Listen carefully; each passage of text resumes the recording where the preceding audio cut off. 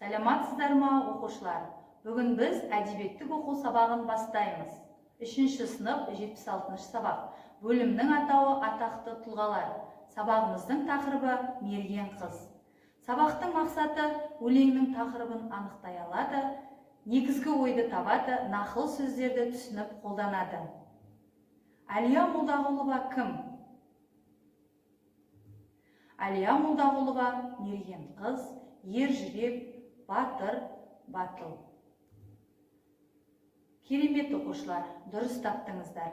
Әлия Молдағұлова 1925 жылдың 15 маусымында Ақтөбе облысы Қобда ауданы Бұлақ ауылында дүниеге келген. Оның шын есімі Әлия. Әкесі Нұрмағамбет Сарқұлов бай баласы болған үшін кеңес үкіметі тарапынан қуғын-сүргінге ұшырайды. Ол түрмеге отырмас үшін бас сауғалап қашуға мәжбүр болады.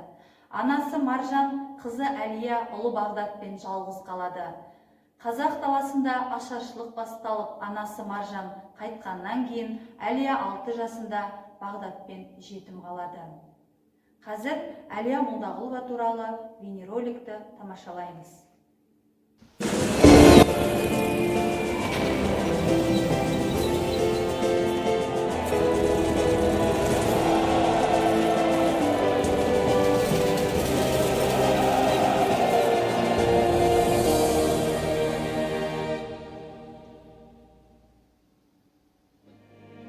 Әлия Молдағұлова Ұлы Отан соғысы жылдары 2-ші Балтық жағалау майданы, 22-ші әскер 54-ші арнайы атқыштар бригадасының мергені болды.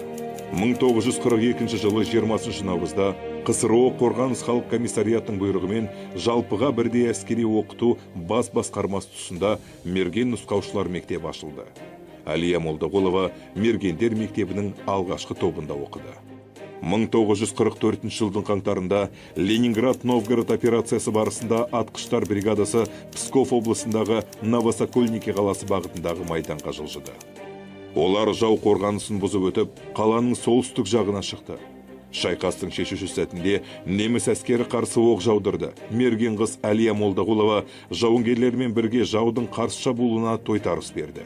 Кезекті шабуыл кезінде қолынан жарақат алған Әлия қоян қолтық ұрысқа қатысып, неміс офицерінің қолынан 2-ші рет жарақат алады және осы жарақаттан қаза табады. Әлия жаудың 78 солдаты мен офицерінің көзін жойды. КСРО жоғары кеңес төралқасының жарлығымен 1944 жылы 4 маусымда Әлия Молдағұловаға қайтыс болғаннан кейін Кеңес одағының батыры атағы беріліп және Ленин орденімен марапатталды.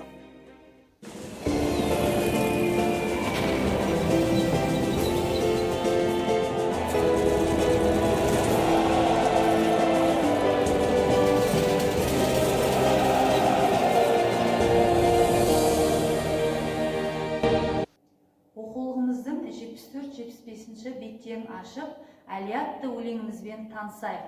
Бәріміз мұқият назарымызды аударайық. Даламыздың даңқысын балауса гүл балғын қыз, жанын қиып халқы үшін жанып түскен ақ жұлдыз. Мәңгі жасап жерденді, биік бол деп таулардан, сенің балғын бейнеңді жасап қойдық мәрмәрдан. Бірге соқсын дүрсілдеп, туған жермен жүрегің, ауасында жүрсің сен, әнге қосып жүредің деп Сағи Жиенбаев аталарың жырлаған. Сағи Жиенбаев қазақтың көрнекті ақыны. 1934 жылы Ақтөбе облысы Байғанин ауданында дүниеге келген. 1994 жылы Алматы қаласында дүниеден өтті. Ақын Қызылорда педагогикалық институтын 1955 жылы бітірген. 1956-65 жылдары Қазақ әдебиеті газеті мен Жұлдыз журналында бөлім меңгерушісінің қызметін атқарған. Балаларға арналған Қарлығаш, сыйлық атты жыр жинақтары бар. Енді жақсылап тұрып, Әлия өлеңін өзіміз оқып шығамыз.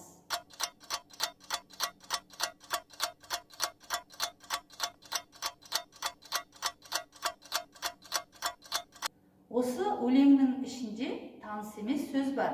Сол сөзді тауып көрейікші кәне оқушылар. Жақсы. Ол мәрмәр сөз екен. Мәрмәр құрылыста пайдаланылатын сәнді жылтыр тас екен оқушылар.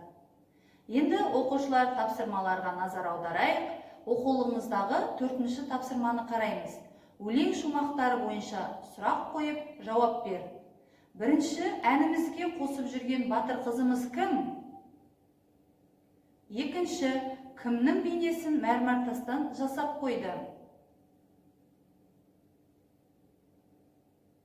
Өте жақсы балалар. Енді келесі тапсырмаға назар аударайық. 6-шы тапсырмаға қараймыз. 6-шы тапсырмамызда қажетті сөздерді тауып, нақыл сөздерді дауыстап айтуымыз керек. Демек, көп нүктенің орнына тиісті сөзді қойып, нақыл сөзімізді әрі қарай жалғастыруымыз керек. Ал өз беттеріңізше орындай қойыңыз.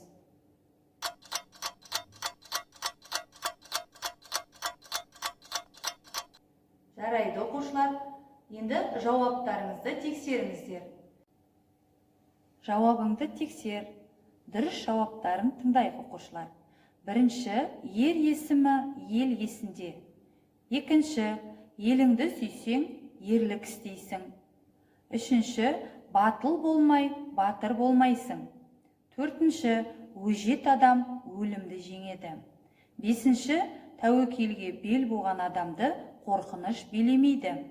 Алтыншы, қорқақ қол бастамайды. Бүгінгі сабағымызды қорыта келе, дұрыс-бұрыс әдісін қолдана отырып, берілген тапсырманың қайсысы дұрыс қасына таңба қойыңыздар.